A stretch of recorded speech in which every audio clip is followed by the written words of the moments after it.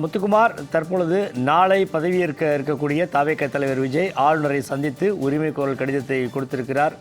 தாவேகாவின் முக்கிய நிர்வாகிகளும் உடன் சென்றிருக்கக்கூடிய அந்த காட்சிகளையும் பார்க்கிறோம். மொத்தத்திலே 118 உறுப்பினர்களுக்கு 108, மேலும் ஒரு 113 உறுப்பினருடைய ஆதரவு இருக்கிறது. மற்ற ஆதரவு தெரிவிப்பவருடைய தகவல் ஏதேனும் வெளியாகி இருக்கிறதா? அது குறித்த விவரங்களை பதிவிடுங்க.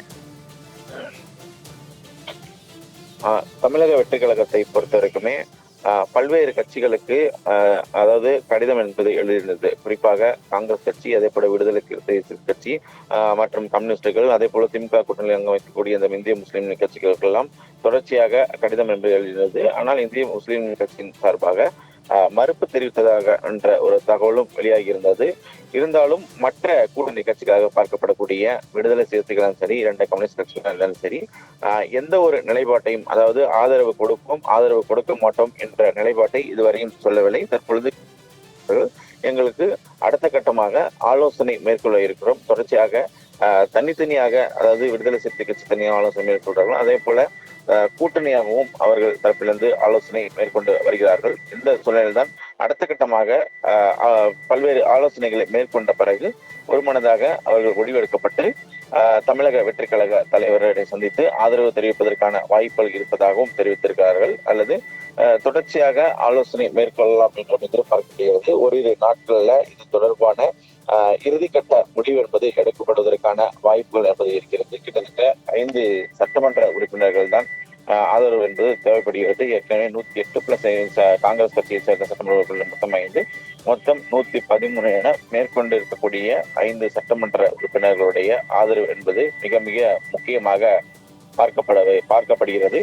இந்த சூழல்ல தான் 5 சட்டமன்ற உறுப்பினர்களை பொறுத்த வரைக்குமே அதாவது இந்த 3 கட்சிகளுமே தலா 2 சட்டமன்ற உறுப்பினர்கள் இருக்கிறார்கள். விடுதலை சிறுத்தைகளிடம் 2 சட்டமன்ற உறுப்பினர்கள், மற்ற 2 கம்யூனிஸ்ட் 2 சட்டமன்ற உறுப்பினர், மொத்தம் 6 சட்டமன்ற உறுப்பினர்கள் இருக்கிறார்கள்.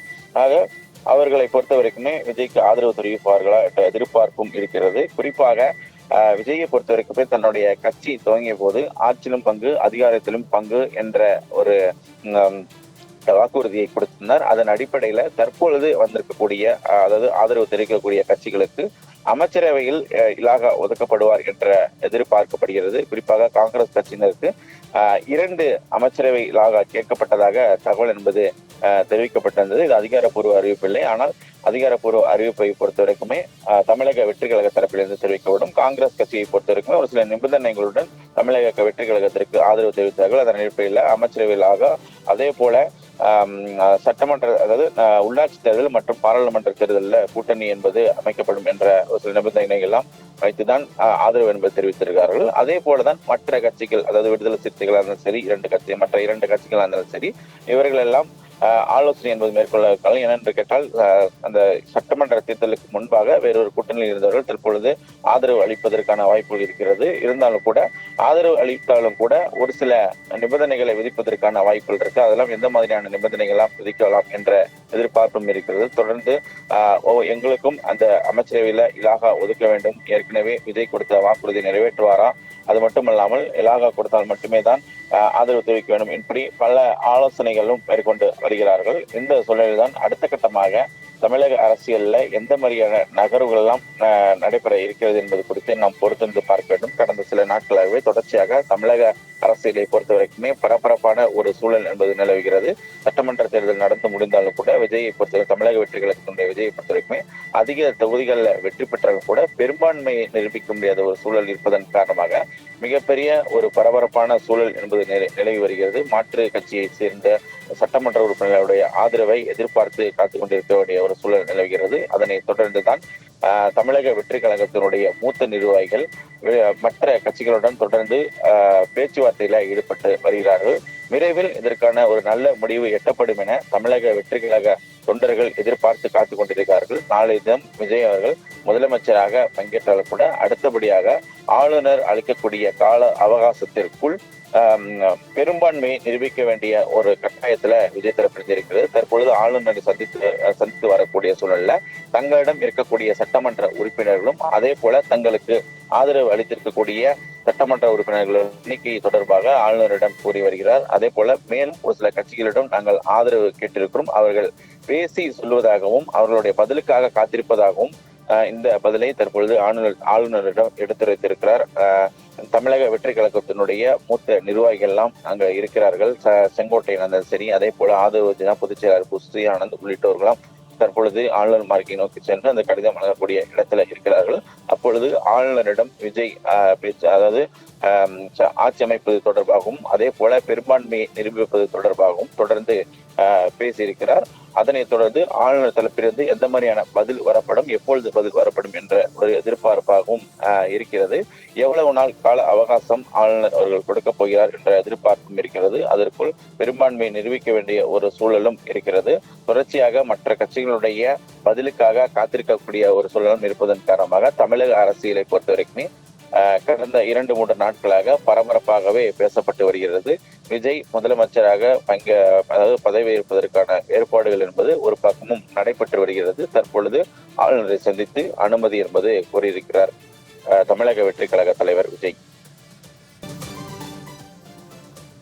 முத்துக்குமார், நாளை தமிழக முதல்வராக தவிக தலைவர் விஜய் பதவியேற்க உள்ளார். நேரு உள் விளையாட்டு அரங்கில் பிரம்மாண்டமாக பதவியேற்பு விழா நடைபெறுவதற்கான ஏற்பாடுகள் நடைபெறுவதாக சொல்லப்படுகிறது. அங்குள்ள நிலவரம் குறித்து விவரங்களை பதிவிடுங்க. தமிழக வெற்றி கழகத்தை பொறுத்தவரைக்குமே ஆட்சி அமைப்பதற்காக ஆளுநரிடம் உரிமை என்பது கோருவதற்காக தற்பொழுது ஆளுநரை சந்தித்து கொண்டிருக்கிறார்கள். இது ஒரு புறம் இருக்க, மற்றொரு புறம் அதாவது பதவியேற்பு விழாவிற்கான இந்த நிகழ்ச்சி ஏற்பாடுகள் எல்லாம் நடைபெற்று வருகிறது. குறிப்பாக சென்னை பெரியமேட்டில் இருக்கக்கூடிய நேரு உள் விளையாட்டு அரங்குல அதற்கான ஏற்பாடுகள் எல்லாம் மேற்கொள்ளப்பட்டு வருகிறது. கிட்டத்தட்ட 5000 பேருக்கு அழைப்பு விடுக்கப்பட்டிருப்பதாகவும் தகவல் என்பது வெளியாகிருக்கிறது. மாற்றுக் கட்சியை சேர்ந்தவர்கள் அதே போல முக்கியமான விஐபிகள் என கிட்டத்தட்ட 5000 பேருக்கு அந்த முதலமைச்சராக பங்கேற்கக்கூடிய நிகழ்வுல பங்கேற்பதற்கு அழைப்பு விடுக்கப்பட இருப்பதாகவும் தகவல் என்பது வெளியாகிருக்கிறது. தற்போது இன்று காலை முதலே தொடர்ந்து அங்கு அதற்கான ஏற்பாடுகள், அதாவது பதவியேற்பு விழா அதற்கான ஏற்பாடுகள் எல்லாம் தொடர்ந்து நடைபெற்று வருகிறது. மற்றொரு பக்கம் மற்ற கட்சிகளுடைய ஆதரவை திரட்டுவதற்கான பேச்சுவார்த்தையும் சரி தொடர்ந்து தமிழக வெற்றி கழகத்தினுடைய நிர்வாகிகள் ஈடுபட்டு வரக்கூடிய சூழல்ல மற்றொரு பக்கம் அதற்கான அதாவது பதவியேற்பு விழா நிகழ்ச்சிக்கான ஏற்பாடுகளும் நடைபெற்று வருகிறது. ஒரு புறம் சட்டமன்ற உறுப்பினர்கள் எல்லாம் மாமல்லபுரத்தில் இருக்கக்கூடிய தனியார் நட்சத்திர விடுதியில தங்க வைக்கப்பட்டிருக்கிறார்கள். இன்று காலை கூட நடைபெற்ற ஆலோசனை கூட்டத்துல ஒரு சில முக்கிய சட்டமன்ற உறுப்பினர்கள் எல்லாம் கலந்து கொண்டார்கள்.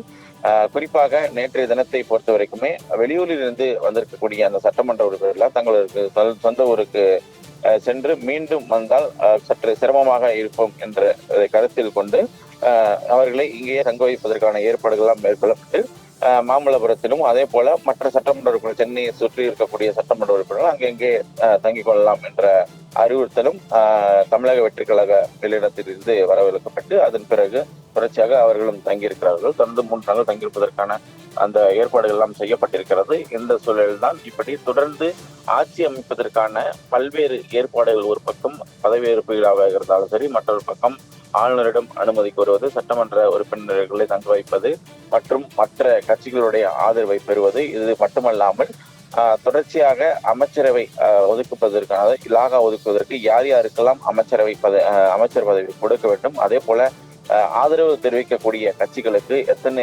இலாகாக்கள் ஒதுக்கப்பட வேண்டும் என்பது குறித்தான ஆலோசனை கூட்டங்கள் எல்லாம் நடத்தப்பட்டு வருகிறது. தொடர்ந்து ஆலோசனை கூட்டம் நடத்தப்பட்டு வருகிறது. கட்சியினுடைய மூத்த நிர்வாகிகள் செங்கோட்டையனா இருந்தாலும் சரி, அதே போல புஸ்ரீயா இருந்தாலும் சரி, ஆதவ் அர்ஜுனாலும் சரி, அருண்ராஜ் உள்ளிட்ட முக்கிய நிர்வாகிகள் எல்லாம் தொடர்ந்து இந்த பணிகளை மேற்கொண்டு வருகிறார்கள். இந்நிலையில்தான் சென்னை நேரு உள் விளையாட்டு அரங்கில இந்த பதவியேற்பு விழாவிற்கான ஏற்பாடுகள் எல்லாம் தீவிரமாக நடைபெற்று வருகிறது. இன்றைய தினத்தை பொறுத்த வரைக்குமே ஆளுநரிடம் உரிமை கோரி கடிதம் என்பது கொடுக்கப்பட்டிருக்கக்கூடிய சூழல்ல எனக்குடைய இரவிற்குள் ஆளுநர் தரப்பிலிருந்து பதில் கடிதம், அதாவது பதில் என்பது வந்துவிடும். நாளை ஆட்சி அமைப்பதற்கான உத்தரவை ஆளுநர் பிறப்பிப்பார் என்ற எதிர்பார்ப்பில் தான் தற்பொழுது அதற்கு பதவியேற்பு விழாவிற்கான ஏற்பாடுகள் எல்லாம் தொடர்ச்சியாக நடைபெற்று வருகிறது. இந்த சூழலில் தான் தமிழக அரசியல்ல மிகப்பெரிய ஒரு மாற்றம் என்பது ஏற்பட்டு முதல் முறையாக தமிழக வெற்றி கழக தலைவர் விஜய் முதலமைச்சராக பொறுப்பேற்க இருக்கிறார்.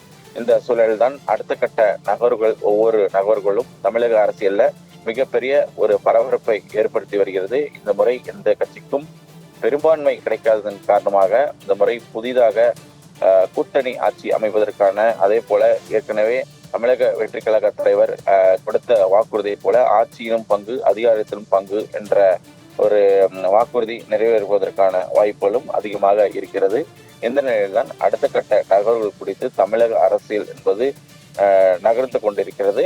ஒரு பக்கம் முதலமைச்சராக பதவியேற்பதற்கான ஏற்பாடுகளும் விஜய் தீவிரமாக மேற்கொண்டு வருகிறார். பதவியேற்பு விழா நிகழ்ச்சிக்கான பணிகளும் நேரு உள்விளையாட்டு அரங்கில் மேற்கொள்ளப்பட்டு வருகிறது. விவரங்களை வழங்கியமைக்கு நன்றி முத்துக்குமார்.